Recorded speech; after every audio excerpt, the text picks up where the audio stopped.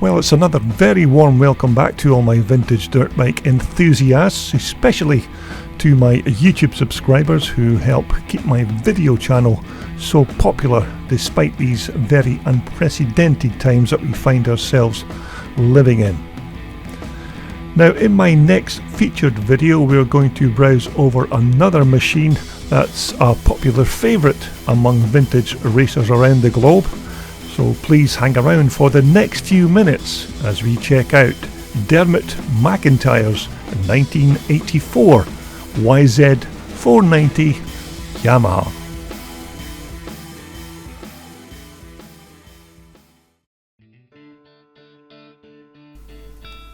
Now, this particular YZ490 belongs to Irishman Dermot McIntyre, who races this bike with the Northern Ireland classic Scramble Club. Now, these YZ490s were the big brothers to the hugely successful YZ465, although some riders will tell you that these 490s were not as reliable and not as good a bike as the old YZ465. Now, these big 490s, although were very good machines in their own right, they did have a few niggles and problems.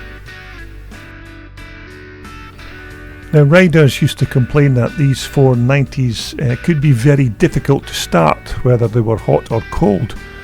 Now, whether that was down to the rider not having the carb mixture just right, I don't know, but it seems that once you did get these 490s up and running, they were very quick machines. Now, the 490's predecessor, the 465, was such a sweet bike with an almost perfect motor and good suspension, but these 490s somehow didn't have the same appeal to racers, as they complained constantly about engine vibrations, and it was nigh on impossible to get the jetting just right on the carburetor. But not only that, the motor did suffer from air leaks, a dodgy ignition system, weak engine mounts, and to top it all, the suspension was not really the best. Now, the engine was a single cylinder 490 motor with a bore of 87mm and a stroke of 82mm. Now, fuel was fed through an 8-petal reed valve block, and the carburetor for 1984 was upgraded from the previous 38mm to a slightly larger 40mm Mikuni carb. Now, Yamaha also added more cooling fins to the 84 cylinder to aid the cooling of the 490 engine, and the exhaust port also for 1984 had now changed to exit the front of the cylinder as opposed to the side exit configuration on the previous YZ490. Now, the 84 motor was also said to have been reported to improve the power output and to make the engine peak at lower engine speeds.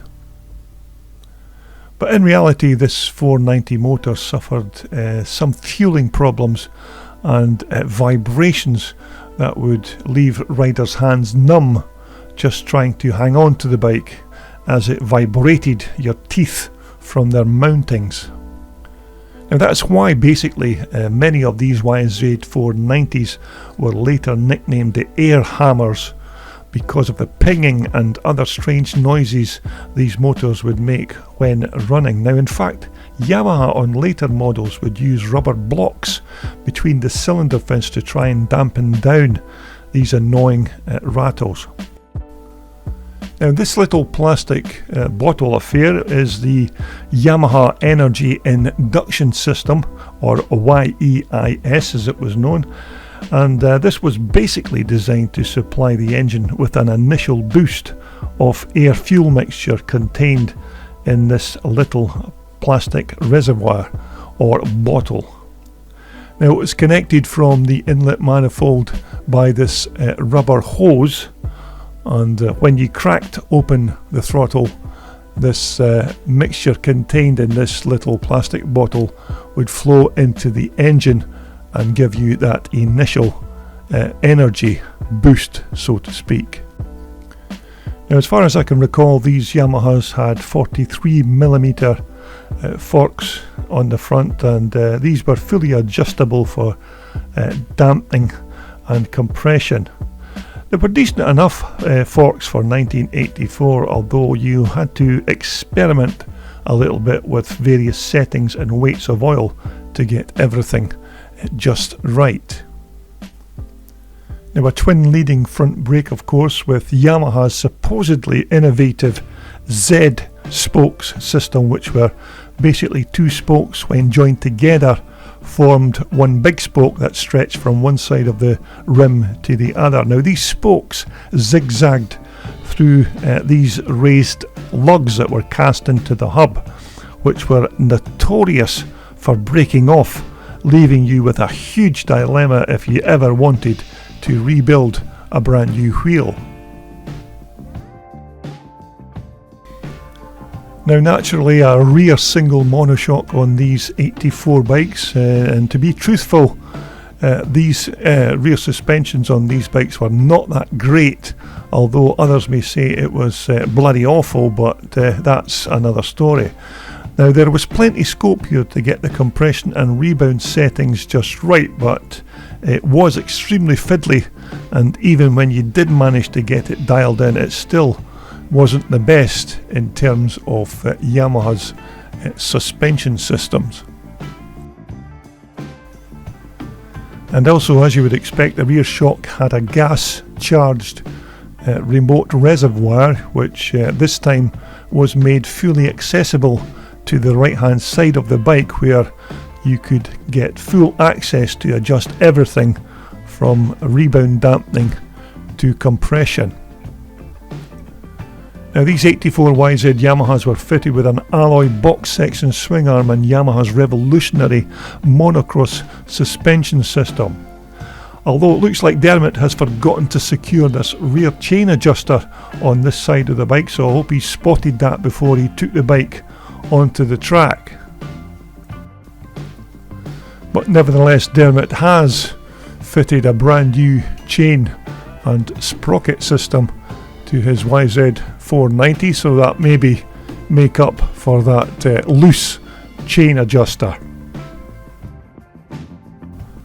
Now, as I mentioned previously, the exhaust port on this 84 model YZ now exits from the centre of the cylinder, unlike the previous 1983 bike, which exited from the side of the cylinder. Now, this expansion chamber is made of very thin wall tensile steel, which was done to save weight, and Dermot's exhaust already has a few battle scars from previous track encounters.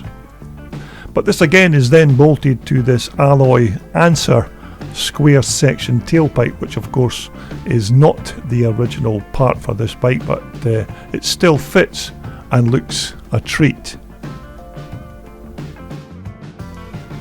Now, again, we have a plastic fuel tank for 1984, as of course many other manufacturers at this time were using plastics for their fuel tanks, and it looks like Dermot's machine, as were many other off-road manufacturers of the time, suffering from the same problem of not being able to get graphics to stick to the sides of these plastic tanks.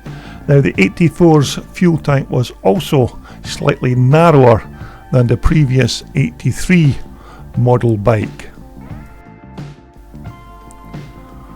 Okay, these 1984 YZ490s were maybe not Yamaha's finest hour, and they did have their problems with rattly motors and, some would say, rubber suspensions, although if you were prepared to do your homework and take your time getting everything right with regards to carb jetting and settings, and then just fiddle around with the front and rear suspensions, you could still make this into a very competitive and usable race bike.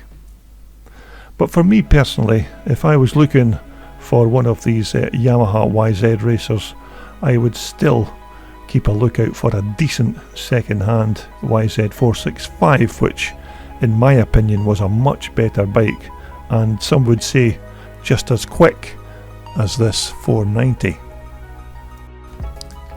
Now, also for 1984, the air filter access was moved for these 84 Yamaha models, where before it would be accessed by removing the seat, but now you could just remove the left hand side panel to gain access for cleaning and servicing. Now, in 1984, these bikes were not cheap, and in the USA this bike would have cost you about $2,600 for one of these bikes at the time, and that's just over £2,000 in British money. Now, I'm not saying for a minute that these are bad bikes. These are very quick machines. It's just that they did take a bit of setting up. So there we have our very proud owner of this 84 YZ490. That's Dermot McIntyre there, posing with his pride and joy. So once again, there you have it. Not the greatest Yamaha motocross machine ever built, but nevertheless a very good and almost original example of a 1984 YZ490. That's Irishman Dermot McIntyre's Evolution race bike. So I hope you will continue to subscribe to my Classic Dirt Bike TV channel in the future to see many more of these iconic machines. So until my next posting, stay safe and strong until we get back to doing what we know and love, and that's racing classic dirt bikes. This video was brought to you in association with VMX Magazine, your #1 publication for classic, vintage and off-road motorcycles. Just visit their online website for more information.